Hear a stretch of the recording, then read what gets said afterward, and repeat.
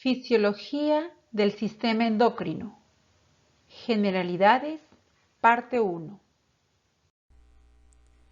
Esta es la agenda que vamos a desarrollar. Generalidades, hormonas.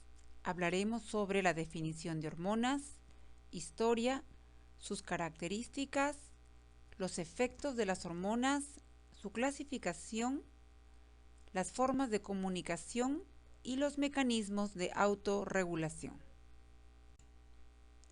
Generalidades.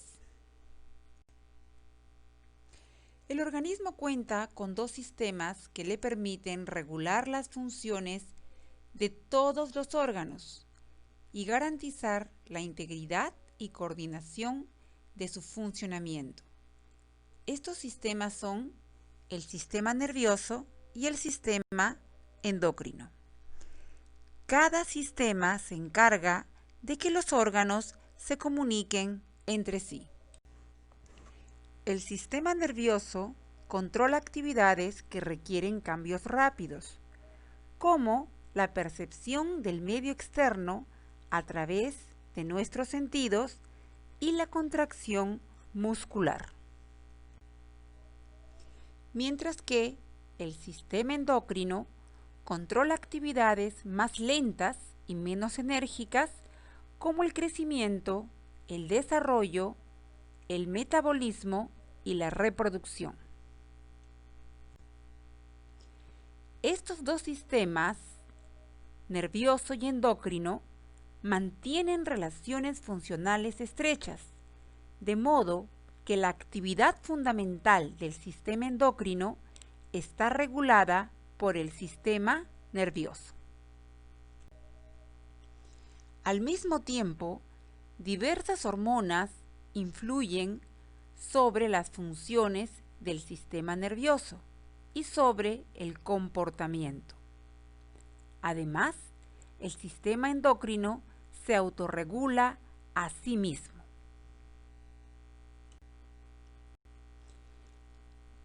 Entonces, el sistema endocrino actúa como una red de comunicación celular que responde a los estímulos liberando hormonas. El sistema endocrino está íntimamente ligado al sistema nervioso. La hipófisis recibe estímulos del hipotálamo, médula suprarrenal y sistema nervioso simpático. Por ello, a este sistema se le llama sistema neuroendocrino. En la fisiología del sistema endocrino también interviene el sistema inmunitario, el cual está relacionado al sistema neuroendocrino a través de múltiples mensajeros químicos. Mediante el proceso químico en las glándulas endocrinas pueden efectuarse cambios biológicos. El sistema endocrino es el encargado de diversas funciones metabólicas, como el control de las funciones químicas, el transporte de sustancias, la homeostasis del organismo, la aparición de los caracteres sexuales secundarios, entre otros. Las principales glándulas del sistema endocrino son el hipotálamo, que estrictamente no es una glándula, la hipófisis o pituitaria, la pineal, que se calcifica, la tiroides, el timo, que involuciona y queda un remanente de tejido graso, las glándulas suprarrenales, las gonadas, las paratiroides y los islotes de Langerhans en el páncreas. El sistema endocrino realiza su función reguladora a través de hormonas producidas por las glándulas y algunos grupos celulares que no están organizados estructuralmente como glándulas, pero cumplen las mismas funciones secretoras. Por ello, a este grupo celular o a estos grupos celulares se les denomina células especializadas. Cuando hablamos del sistema endocrino, nos referimos tanto al conjunto de las glándulas endocrinas o células especializadas, aisladas, como las que se encuentran en el intestino delgado. Estas producen las hormonas llamadas incretinas, o células especializadas que se encuentran en el riñón, en el hígado, en el pulmón, en el corazón y en diversos órganos. Entonces, cuando hablamos del sistema endocrino, nos referimos tanto al conjunto de las glándulas endocrinas o a las células especializadas aisladas, como a sus secreciones hormonales. Las enfermedades endocrinas ocurren en los casos en que hay muy baja secreción o demasiada secreción. Un ejemplo típico es el hipotiroidismo, en el cual la glándula tiroides produce poca cantidad de T4 y de T3, especialmente baja cantidad de T4 o tiroxina. Y en el caso de una hipersecreción por la glándula tiroides, se va a producir un exceso de T4 y T3, sobre todo de T4 en el hipertiroidismo primario. Por lo tanto, para la glándula tiroides, el exceso en la producción de sus hormonas va a ocasionar el hipertiroidismo y la disminución en la secreción, el hipotiroidismo.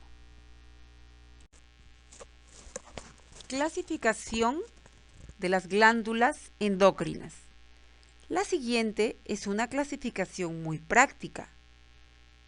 Glándulas endocrinas mayores y menores.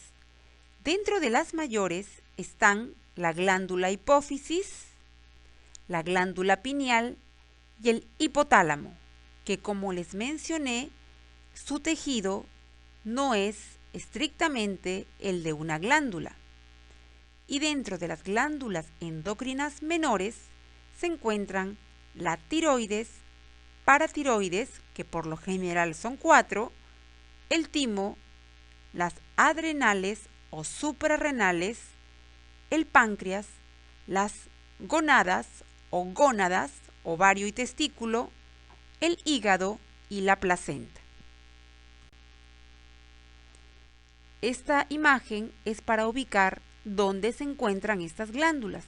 Por ejemplo, el número 1 representa la ubicación de la glándula pineal que se calcifica, la número 2, la glándula pituitaria o hipófisis sobre la silla turca, la 3, la glándula tiroides, el 4, el timo que involuciona, la 5, la glándula adrenal o suprarrenal porque están sobre los riñones, el páncreas, que es endocrino y exócrino, retroperitoneal, el ovario, gonada femenina, número 7, y 8, testículo, gonada masculina. Hablemos ahora de la glándula pineal. La glándula pineal, también llamada epífisis o tercer ojo, está situada en el techo del diencéfalo. Mide unos 5 milímetros, se activa y produce la melatonina en la oscuridad y es inhibida por la luz. Por esta razón ha sido llamada la hormona de la oscuridad, porque, repito, se produce en presencia de la oscuridad o, en otras palabras, en ausencia de luz.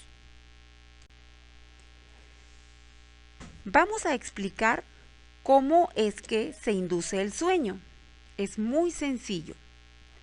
El núcleo supraquiasmático, al no recibir señales de luz, envía señales a la glándula pineal, la cual secreta melatonina. La melatonina, producida por la pineal, activa los núcleos preópticos ventrolaterales. Estos núcleos preópticos ventrolaterales inhiben la actividad de los centros arousal, que son los que nos mantienen en alerta. Mediante la inhibición de estos centros arousal se induce el sueño. ¿Cuál sería entonces la secuencia? Núcleo supraquiasmático se estimula al no recibir luz. Este envía señales a la pineal. La pineal secreta melatonina. La melatonina activa los núcleos preópticos ventrolaterales y estos a su vez inhiben la actividad de los centros arousal, que son los que nos mantienen despiertos. Por lo tanto, mediante la inhibición de estos centros arousal se induce el sueño. La secreción de melatonina alcanza su pico en la mitad de la noche y gradualmente cae durante la segunda mitad. Aproximadamente a las 2 de la madrugada tenemos el sueño profundo y alrededor de las 4:30 de la madrugada disminuye nuestra temperatura. A las 7:30 de la mañana aproximadamente se produce una detención en la producción de melatonina.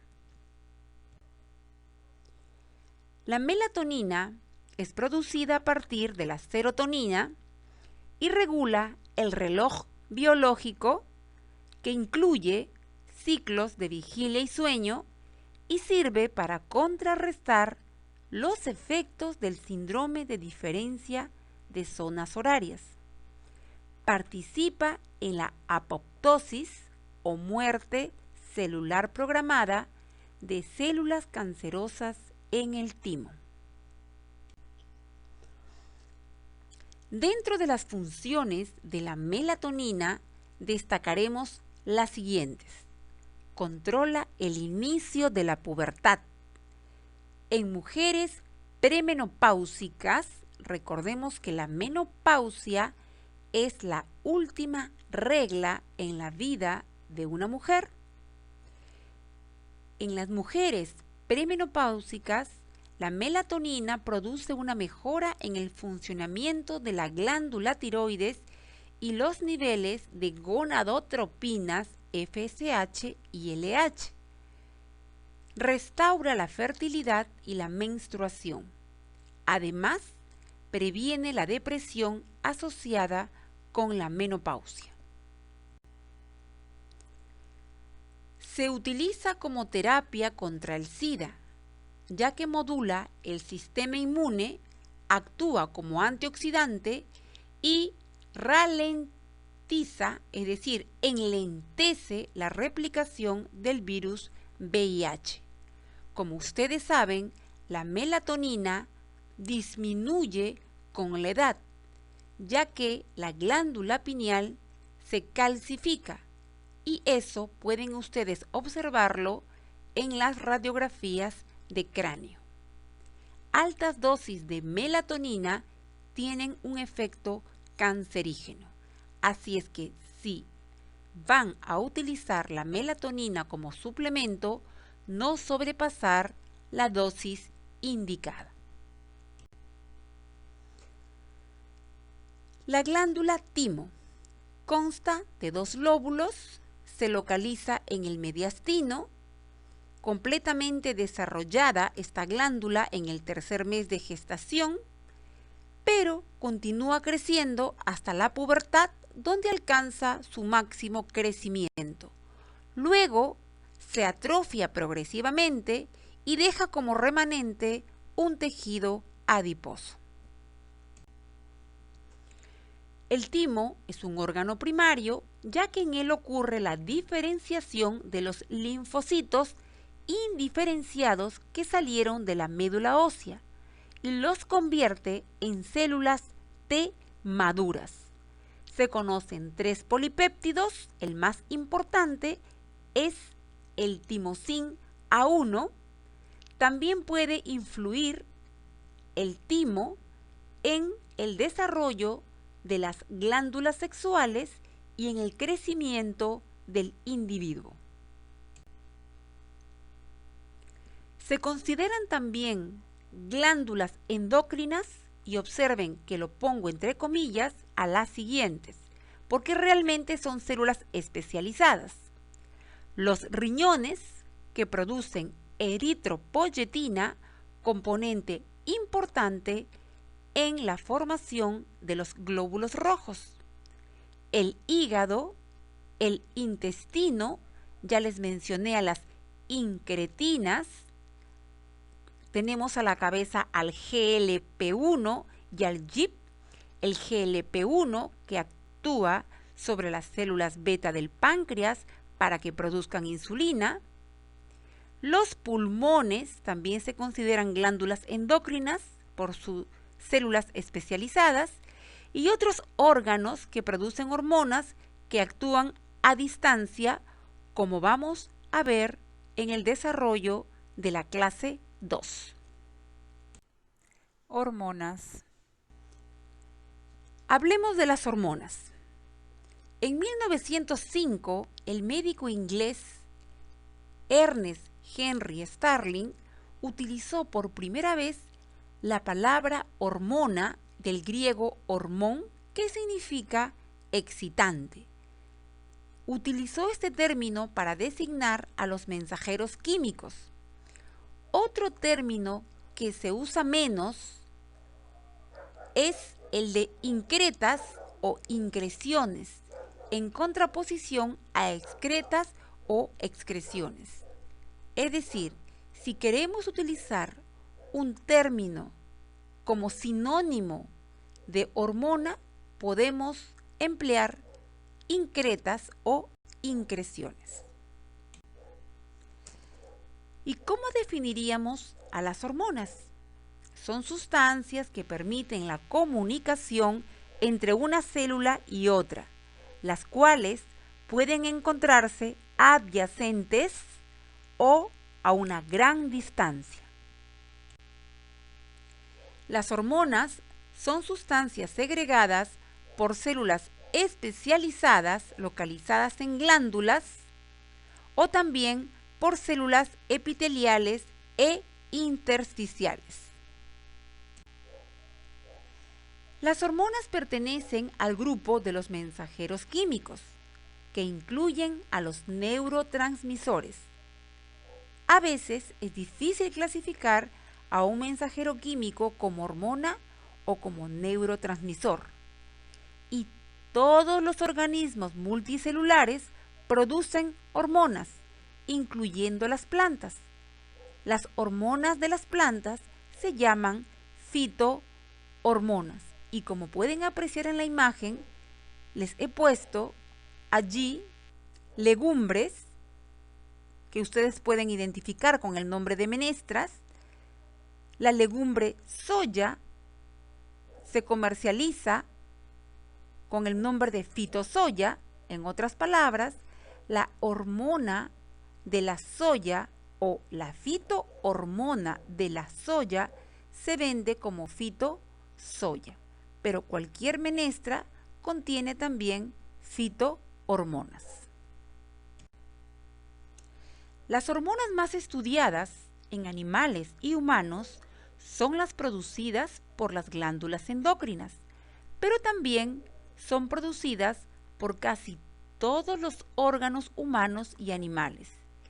existen hormonas naturales y sintéticas, y la especialidad médica que se dedica al estudio de las hormonas y sus glándulas es la endocrinología. Un poco de historia. El concepto de secreción interna apareció en el siglo XIX. Claude Bernard lo describió en 1855.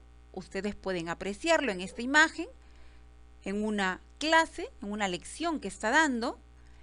Pero Bernard no especificó la posibilidad de que existieran mensajeros que transmitieran señales desde un órgano a otro.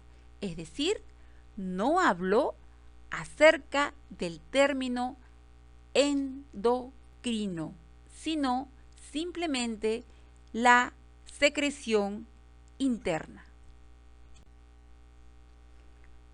La primera hormona que se descubrió fue la adrenalina o epinefrina en 1901 por el químico japonés Hokichi Takamine. Takamine aisló y purificó la hormona de las glándulas suprarrenales de ovejas y bueyes. Posteriormente, en 1919, el químico y bioquímico Kendall aisló la tiroxina en forma cristalina. Recordemos que la tiroxina o T4 es la hormona de la glándula tiroides. Posteriormente aisló la cortisona de la corteza suprarrenal en 1950. Hablemos ahora de las características de las hormonas. Algunas hormonas afectan a casi todas las células del organismo, como la hormona de crecimiento y la tiroxina, que tienen receptores en todo nuestro cuerpo y que actúan sinérgicamente. Otras hormonas actúan solo sobre determinados tejidos que poseen los receptores apropiados. Características. Las hormonas actúan sobre el metabolismo, se liberan al espacio extracelular y viajan a través de la sangre. Afectan tejidos que pueden encontrarse lejos del punto de la producción de la hormona. Su efecto es directamente proporcional a su concentración. Independientemente de su concentración, requieren de adecuada funcionalidad del receptor. Y las hormonas regulan el funcionamiento del cuerpo. ¿Qué efectos tienen las hormonas? Efecto estimulante, como la prolactina, inhibitorio, como la somatostatina, que también podemos encontrarla no solo en el hipotálamo, inhibiendo a la hormona de crecimiento, a la TSH, sino que también podemos encontrarla en el páncreas, producida por las células delta, e inhibe todo tipo de secreción a nivel del tubo digestivo. Efecto antagonista, cuando un par de hormonas tienen efectos contrarios, antagónicos, opuestos, como la insulina y el glucagón. Mientras que la insulina evita que el hígado libere glucosa, el glucagón, por el contrario, estimula la liberación de glucosa por el hígado, el cual estaba guardado en forma de glucógeno, que es un polímero. El cuarto efecto es el efecto sinergista, cuando dos hormonas en conjunto tienen un efecto más potente. Y ya les mencioné que la hormona de crecimiento y las hormonas tiroideas son hormonas sinérgicas. Para que actúen, tienen que estar juntas. Y el quinto efecto es el trópico, cuando una hormona altera el metabolismo de otro tejido endocrino. El ejemplo típico, las gonadotropinas o gonadotrofinas, FSH y LH. Comunicación paracrina.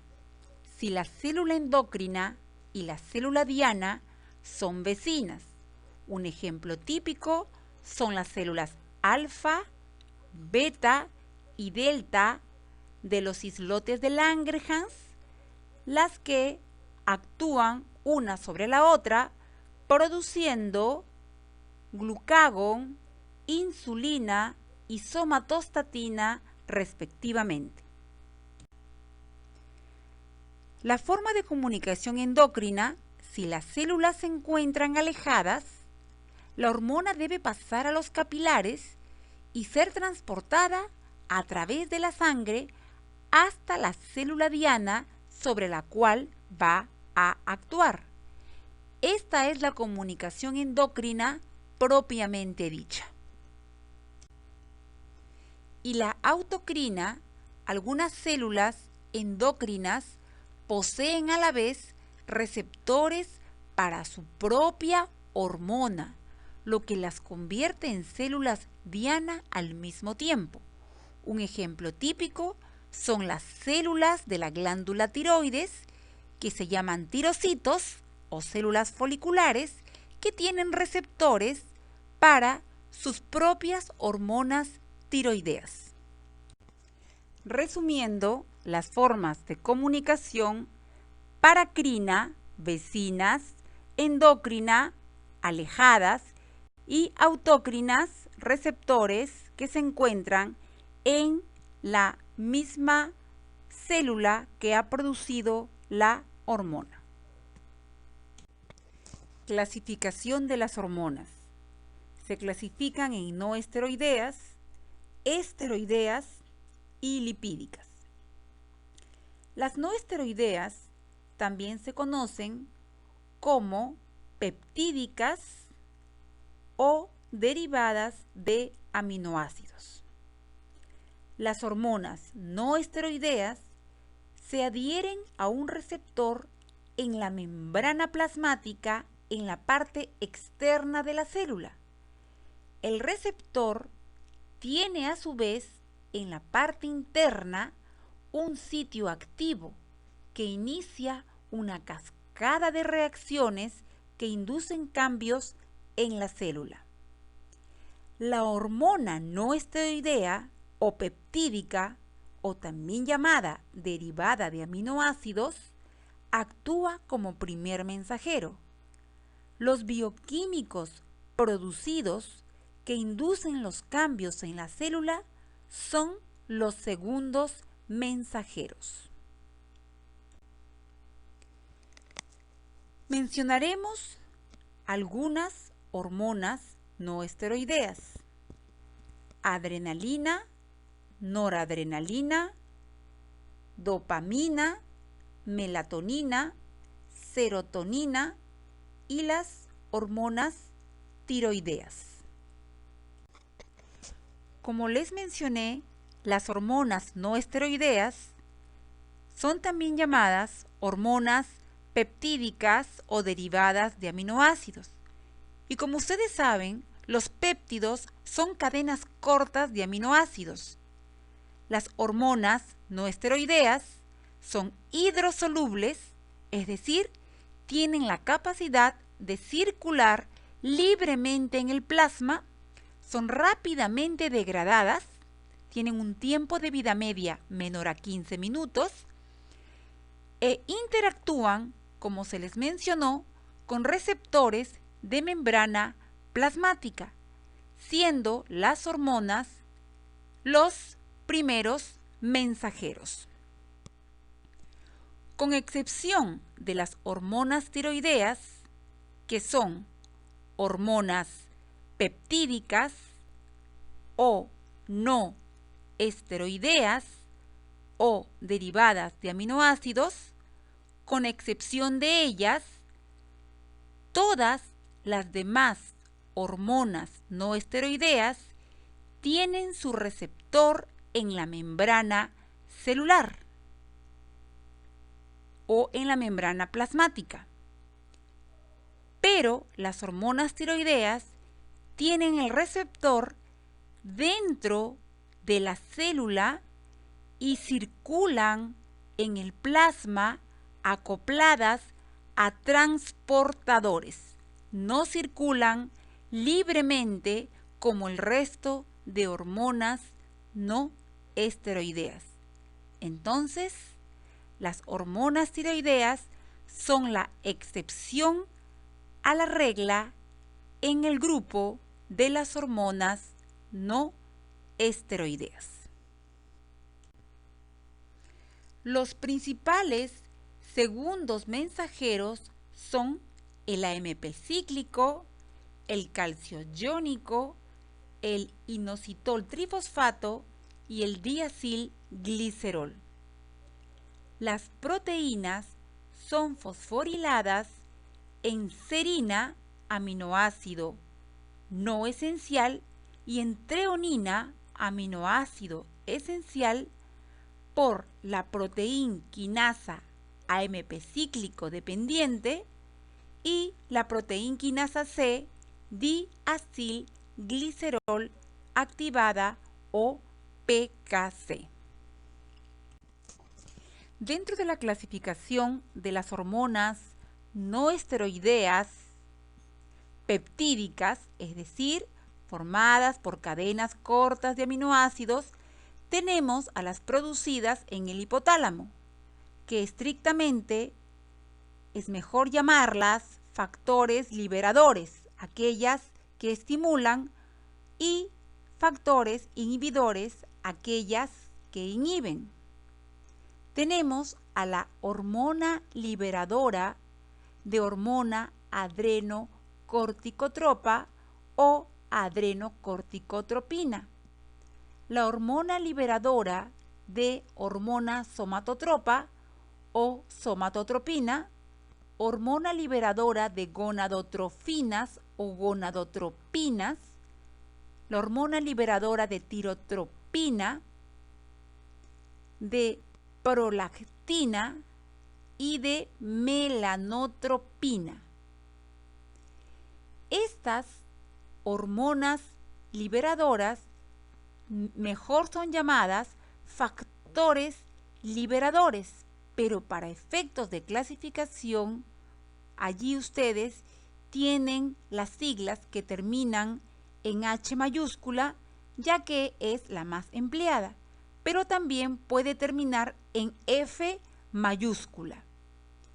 Y los dos factores u hormonas inhibidoras del hipotálamo son la hormona inhibidora de prolactina, PIH, o PIF, que significa factor inhibidor de prolactina.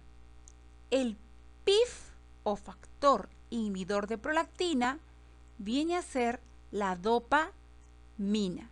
Entonces, la dopamina inhibe la producción de prolactina.